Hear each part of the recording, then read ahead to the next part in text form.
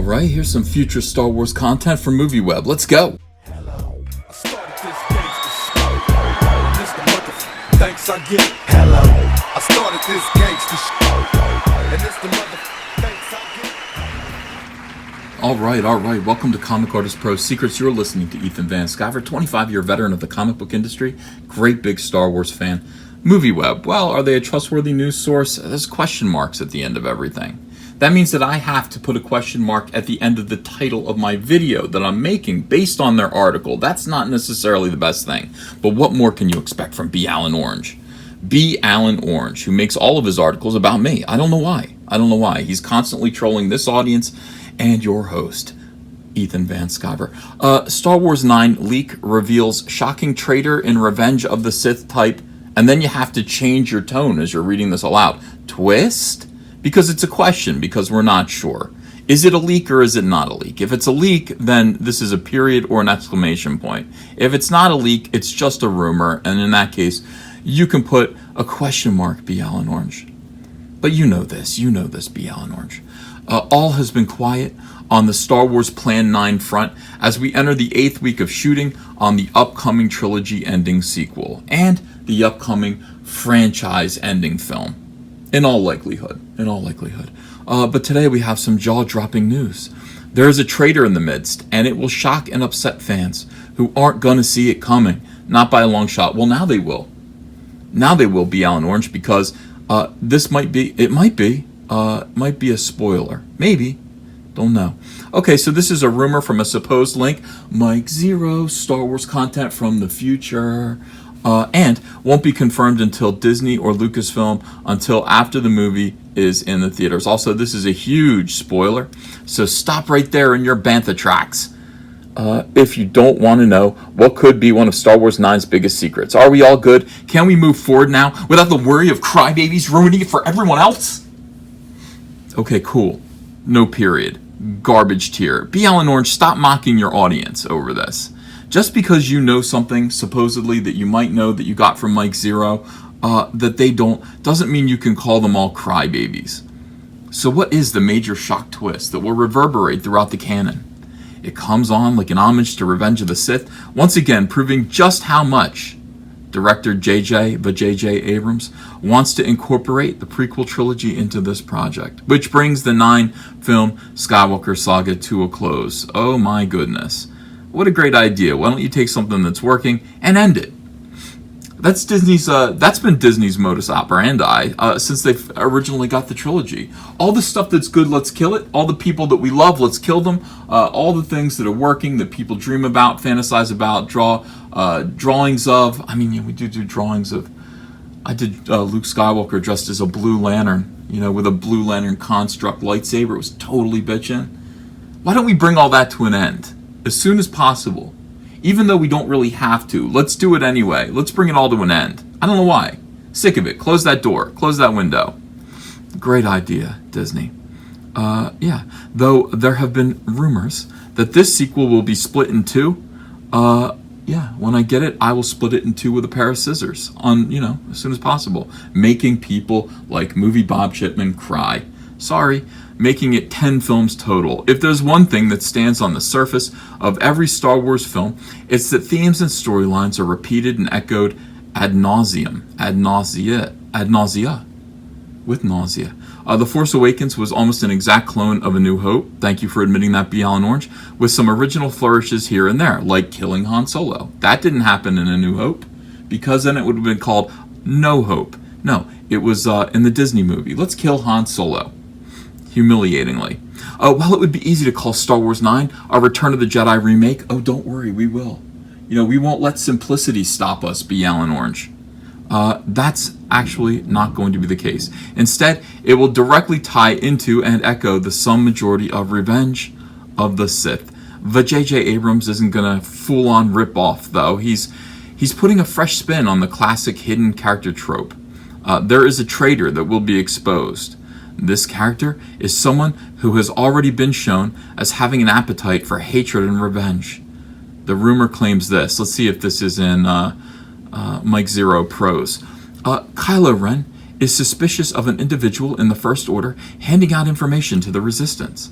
Part of the Episode 9 storyline will have a cat and a mouse element to it, similar to Revenge of the Sith, where the Jedi were trying to find out who the Sith Lord was, which turned out to be Palpatine, which everybody already knew. Before now, the Star Wars traitor has been a bad guy posing as good. This time, we will get the reverse of that.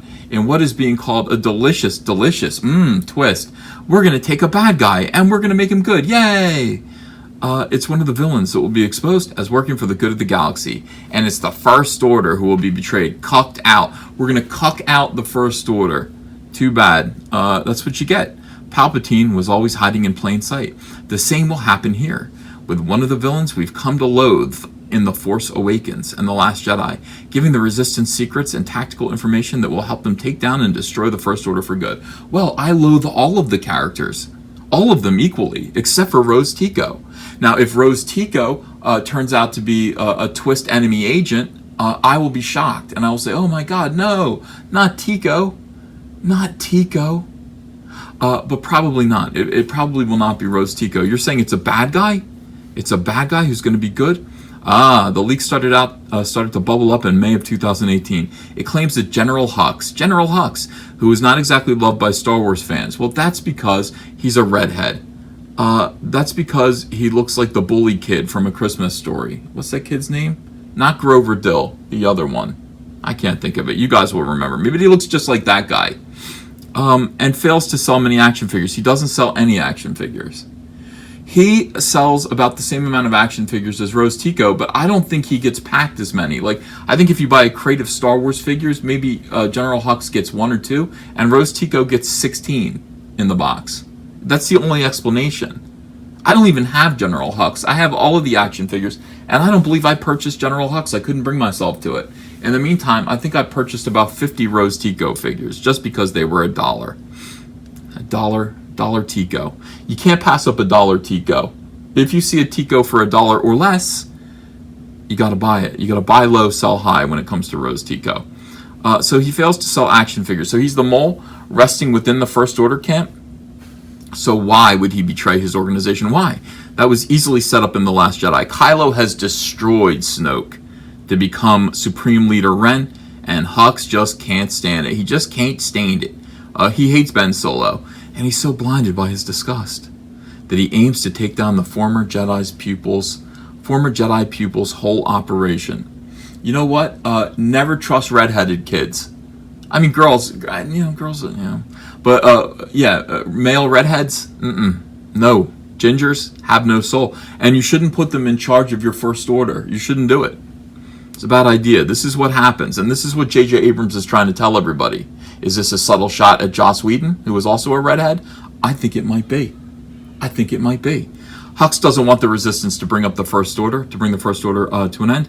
He is turning traitor to set Kylo up and show the others in his camp what a bad ruler Ren truly is. You're a bad ruler, Ren.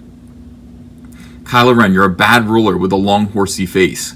Hux is so devoted to the First Order that he somehow justifies his being a traitor as a means to a glorious end. Hux is out to prove that Ren is an unfit leader, hopefully getting himself promoted to Supreme, garbage tier, Leader Hux in the process.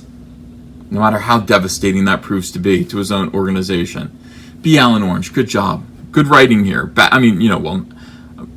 Garbage tier with the spelling.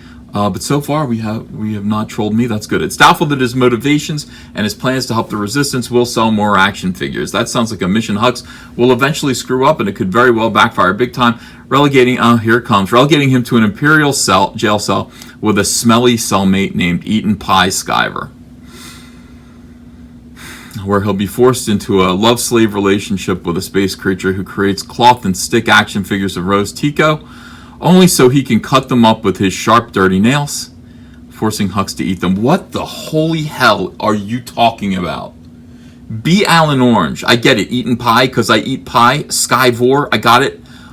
What is this? I don't cut them up. First of all, I don't make them at all. I buy them. I don't cut them up with my dirty nails. My nails are clean. You can't see, it's dark.